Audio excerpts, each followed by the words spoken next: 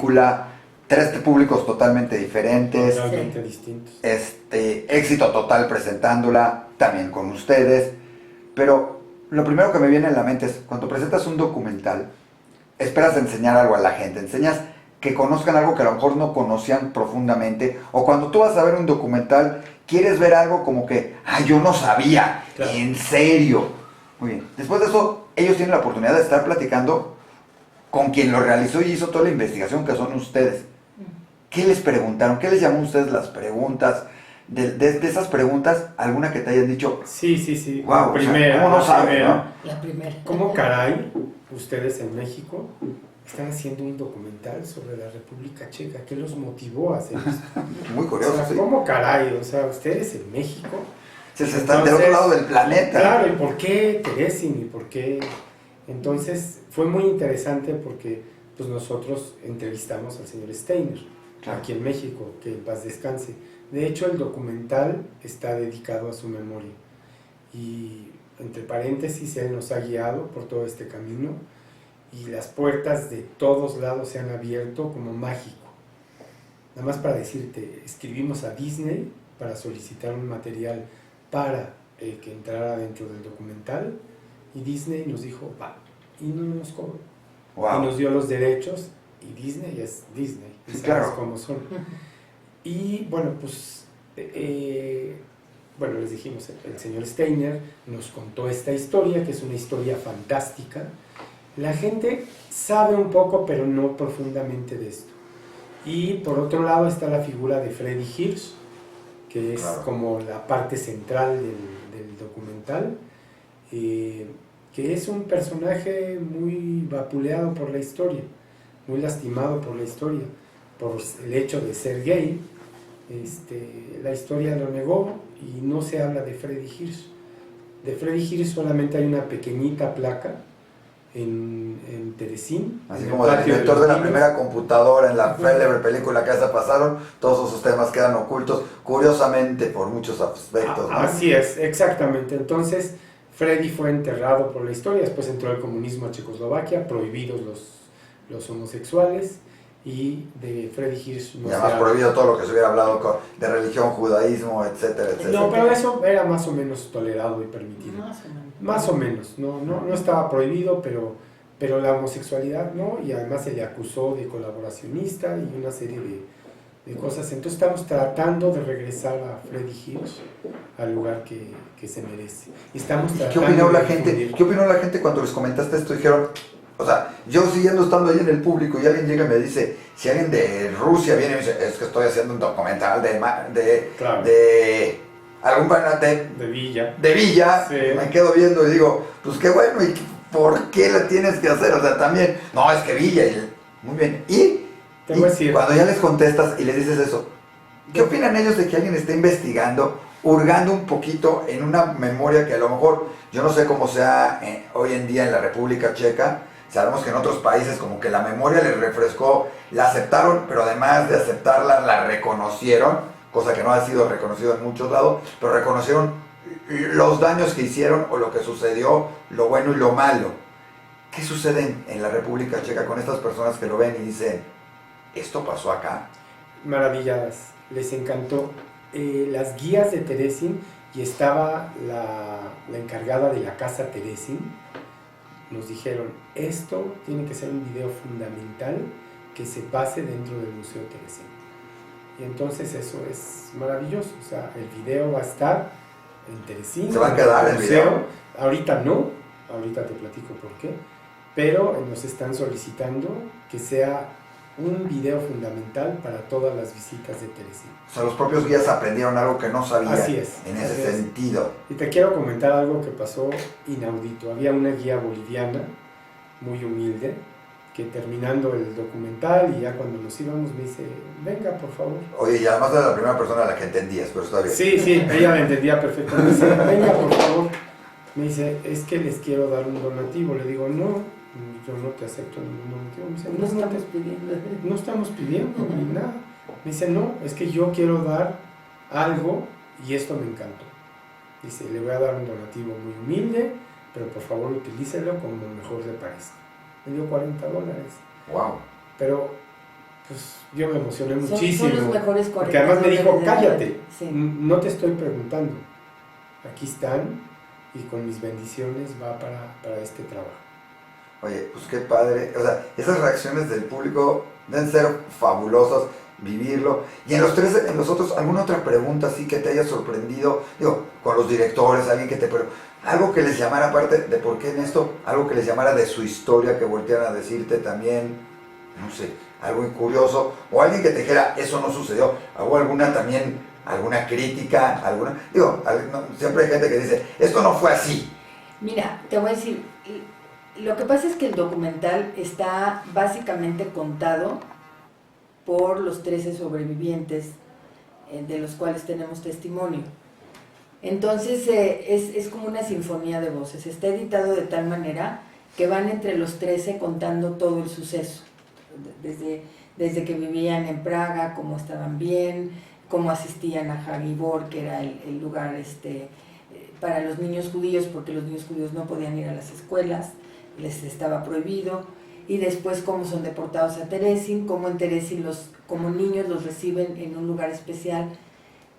En las dos situaciones, en Hagibor y en Terezín, aparece Freddy Hirsch, porque Freddy Hirsch organiza a los niños. Él es un joven macabeo.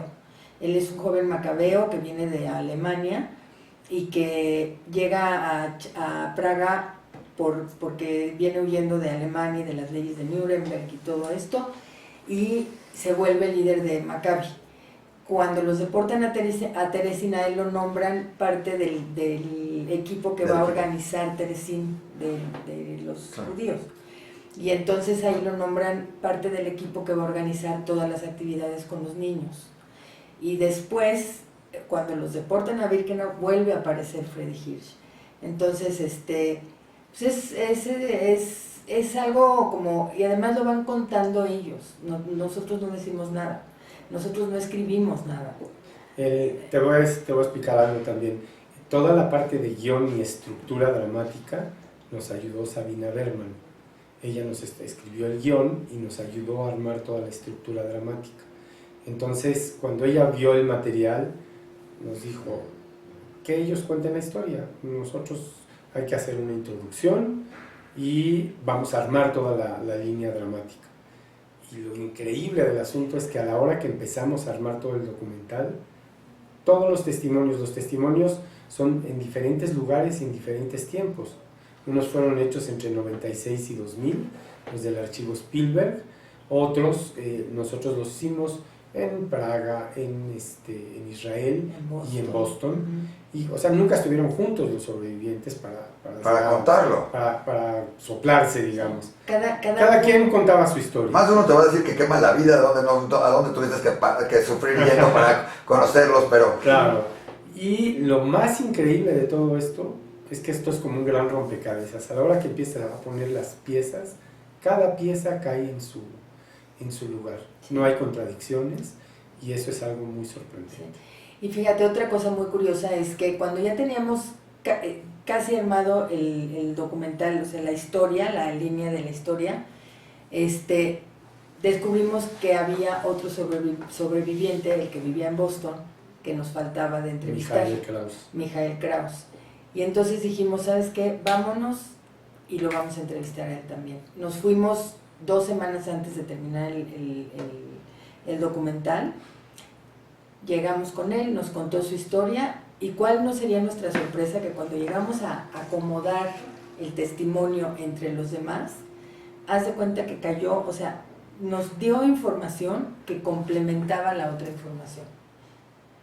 Fue wow. muy impresionante, o sea, fue como algo que quiere decir que seguramente hay por ahí todavía más información, que todavía se puede ir complementando todo esto, y junto con todo esto, es una de las cosas que esperas con este documental, o sea, que en el momento de haberla presentado, alguien aparezca por ahí del público, como hay historias, muchas del Holocausto, que de repente pasan algo en el Holocausto y se para alguien, digo, todos sabemos la famosa historia del niño, que el niño se parece, ese soy yo, o algún otro dice, esa es mi casa. ¿Esperas que algo así pueda llegar a alguien? ¿Qué sucede? Nos pasó en República Checa, justo en la primera presentación fue una sobreviviente de Terezín, con su familia. Y ella cuando terminó el documental dijo, yo conocí a Freddy Hirsch, yo estuve en Jabibor y quiero ir con ustedes a mostrarles, porque hay unos campos especiales en Maccabi, en Brno, perdón. Uh-huh. Hay unos campos que fueron utilizados por Maccabi y que Freddy fue el que los consiguió. Y ella nos dijo, vamos a vernos ahí y yo les voy a contar cómo jugábamos y qué hacíamos y todo. Y nos contó y fue maravilloso, tenemos el testimonio, ya no lo metimos porque pues el documental está terminado, pero ese fue un Pero caso. es una parte bien interesante porque, como te digo, es encontrarte historias que te van a llevar a otras historias y otras cosas Déjame más. decirte algo increíble. Hemos ido con gente especialista en el Holocausto y gente que conoce o hijos de sobrevivientes y nos dicen, una persona nos dijo, eso es ciencia ficción. Lo que ustedes están contando es ciencia ficción. Eso no es cierto. Un hijo de sobreviviente nos dijo, en Birkenau no había campo familiar. Y le dijimos, todo esto está comprobado y todo está dicho. Bueno, y otra reacción que nos llegó de una sobreviviente que nos mandó a decir, no la conocemos, pero nos mandó a decir que qué nos estamos creyendo, que cómo le ponemos paraíso en Auschwitz, que Auschwitz era el infierno, que ella la pasó de la fregada ahí, que de qué estamos hablando. Curioso tienes. Entonces le dijimos, ve el documental y cuando lo veas vas a entender por qué se llama Paraíso en Auschwitz. ¿Ya lo vio? No. No lo ha visto nadie en México. Ya lo sé, dije, pero a lo mejor ya lo vio, ya supo. No. Oye, ¿y eso qué sigue? Porque ya estuvo en la República Checa. En México vas a tener una función dentro de unos cuantos días, pero no creo que esto se concluya. O sea, el documental no es para un día, es suponer. ¿Qué sigue con el documental?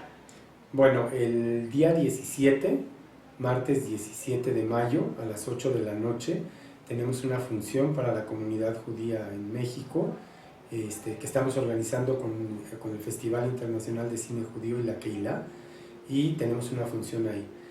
Increíble, los boletos salieron a la venta, bueno, a la venta no están vendidos, sino salieron a ofrecerse porque se están regalando un viernes y el lunes no quedaba un solo boleto. Nos dieron una no están reservados, ¿verdad? Gracias, espero que no están reservados. 220 personas la primera sala, se llenó luego, se amplió a 100 personas más, a 320. Tenemos 400 boletos dados y la gente sigue hablando que quiere boletos, y no sabemos qué hacer. Estamos tratando de conseguir otra sala para que pues más gente... Y después, esa va a ser una función, la verán 400, 300...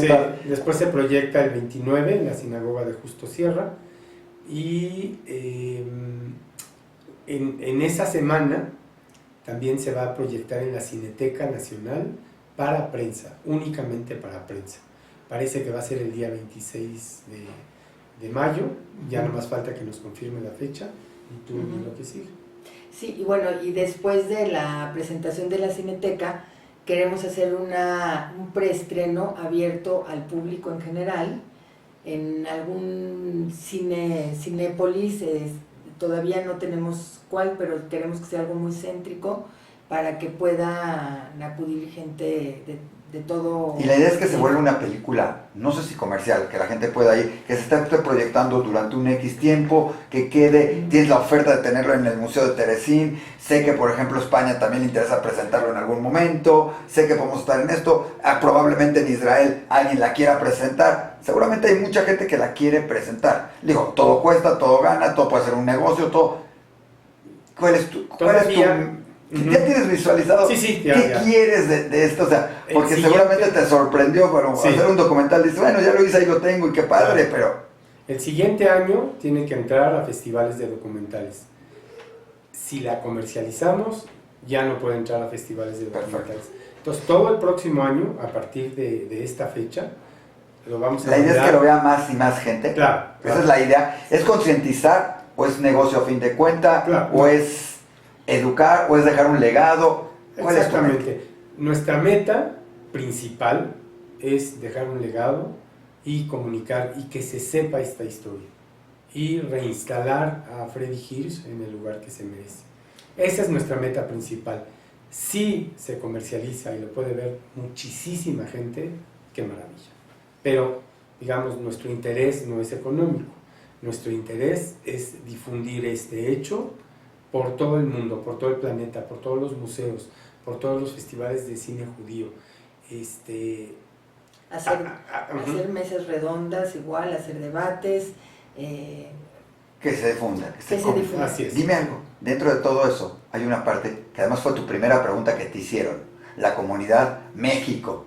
¿Qué le deja esto? ¿Cuál es tu sentimiento como parte de la comunidad judía de México, como México, que estás haciendo algo fuera de acá, pero como tú, para dejar, yo creo que muy en alto el nombre de nuestro país, diciendo, aquí se hacen cosas de ese estilo, de alto nivel, que se pueden presentar en otro lugar, donde me dijiste, con la más alta tecnología, y se sorprende. ¿Qué opinas? ¿Qué es para esto para México? ¿Qué le deja esto a un bello país como México, que aquí nos acogió muy bien realmente? Claro. Bueno, primero quiero hablar de la comunidad judía de México.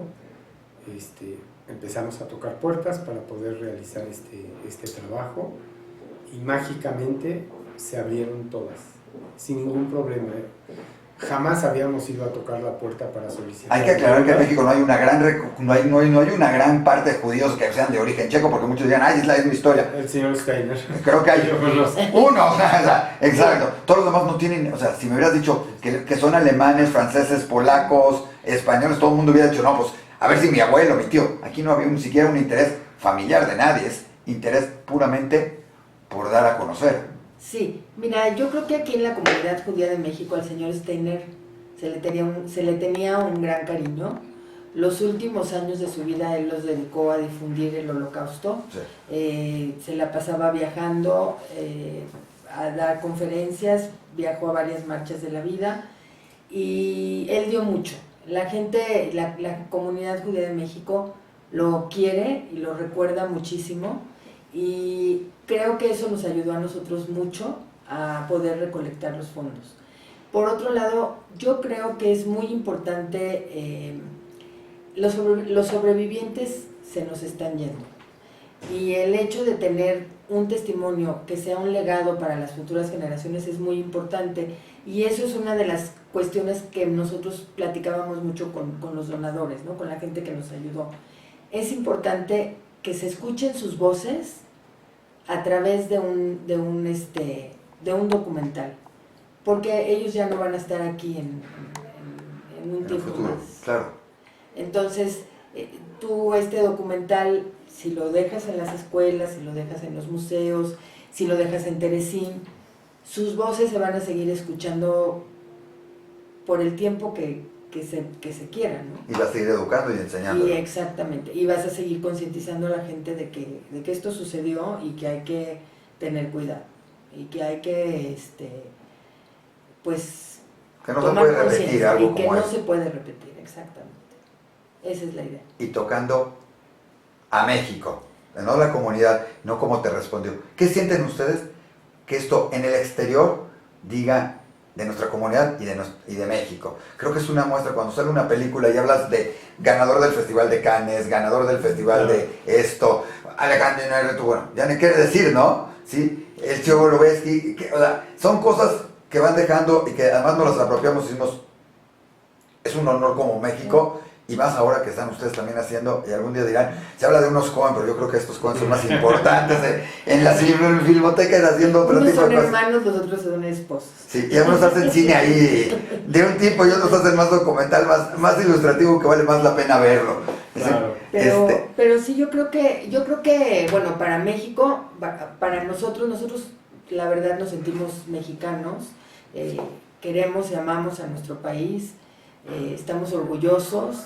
Y la verdad, cuando te vas fuera, lo primero es que recuerdas la comida, el clima, la gente, o sea, la verdad es que México es un país maravilloso. Sí, y yo creo que además cuando estabas afuera, no te presentaban como Aarón y Esther Cohen de la comunidad, no, te llegaban y te presentaban Aarón y Esther Cohen de México. O sea, entonces yo creo que es muy importante para México que ser representado en cuestiones culturales, en cuestiones artísticas, en cuestiones positivas, que le aporten algo a la humanidad, ¿no? Que le aporten algo al mundo. Entonces para nosotros yo creo que es un orgullo y una satisfacción poder hacer esto para ofrecérselo al mundo Y yo creo que también, inclusive, aquí en México, también es un hecho, es importante que conozcan qué fue el Holocausto, qué fue la Segunda Guerra Mundial,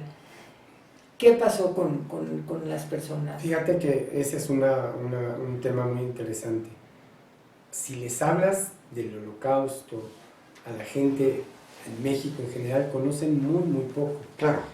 Hicimos nosotros varias pruebas con distintos tipos de personas y había gente que no sabía quién era el doctor Mengele, Bueno, que no sabía dónde estaba Auschwitz. Claro. Bueno, deja eso, ¿no? Que no sabían. Yo te puedo decir que hay gente que no conoce lo que sucedió, ni siquiera que el Holocausto, o que conocen la Segunda Guerra Mundial como hubo una guerra, no sé, hubo una guerra. Claro. Y las próximas generaciones seguramente sabrán, como lo platicamos hace unos días con alguien, que próximamente, y esperemos no suceda, pero el camino de toda la historia es de que todo esto pasa a ser, las cruzadas son un punto en un libro de texto, y probablemente la Segunda Guerra Mundial sea un punto más dentro de algunos, y esto es por eso es importante lo que estás haciendo. Claro. Y difundirlo en México y que la gente conozca del tema.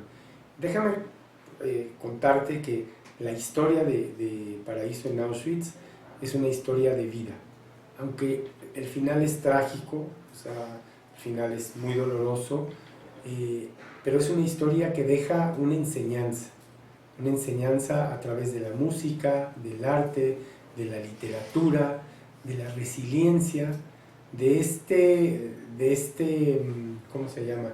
De este modo judío de hacer las cosas, de seguir enseñando, seguir transmitiendo, seguir resistiendo, no dejarse aniquilar y caer. Y esta, lo van a ver, es una historia de vida y de resistencia. Pues qué interesante. Ya nos dejaste con ganas de tener que ir a la República Checa a verla, porque en México, como vemos, está llenísimo todo. Señores, vayan apartando las otras fechas porque la primera está totalmente apartada y las demás seguramente estarán llenísimos y será todo el mundo con mucha expectativa de ver esta historia. Sí, que como dices, no es una historia, es una historia bonita, pero es una historia real. Es una verdadera historia de heroísmo, de vida y de enseñanzas. Exactamente. Así es. Gracias, Aaron. Gracias, Esther. Gracias.